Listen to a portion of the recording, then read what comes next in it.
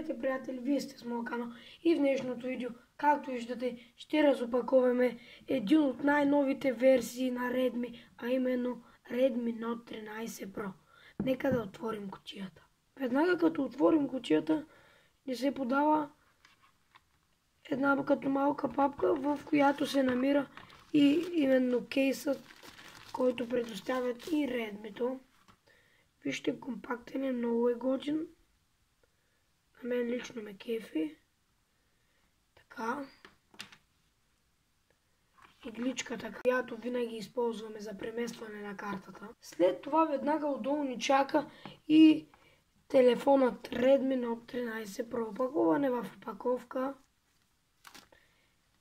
Но за него ще оставим малко по-късно. Нека да видим какво има в останалата част от кутията.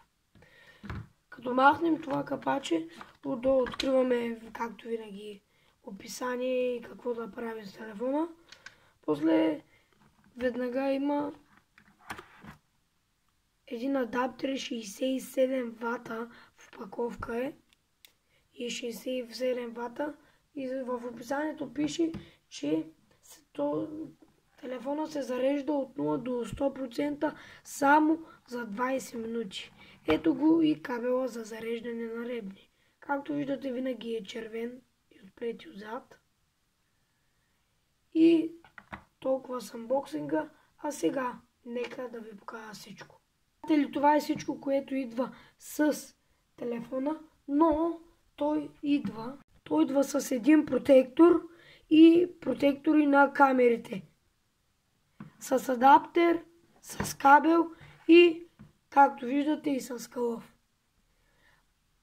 Както виждаме, телефонът, камерите са много големи, зумва до 10 и е много по-голям от iPhone и от различните други телефони.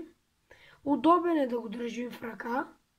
Като влизаме вътре, забелязваме приложенията, че са различно наредени от другите телефони. Паметта на телефона е 12 гигабайта, а иначе вътрешната му памет е 256 гигабайта. Телефона прави много хубави снимки. Не се вижда много хубаво, но ще ви покажа още няколко снимки на екрана. Да поговорим малко за камерата. Тя зумва максимално до 10 и 0,6. Има режим портрет, режим нощ и има още филтри. Професионална камера, панорама, кратък филм, забавен кадър, таймлапс и може да редактираме чрез него. Има видеозапис 200 MP и документи. Има различни филтри, както виждате. Различни изглежда готино и може да се побере с радост от джоба. Ако ви е харесал видеоклипа, ударете лайк, абонирайте за канала и оставете коментар под видеото. А от мен, чао!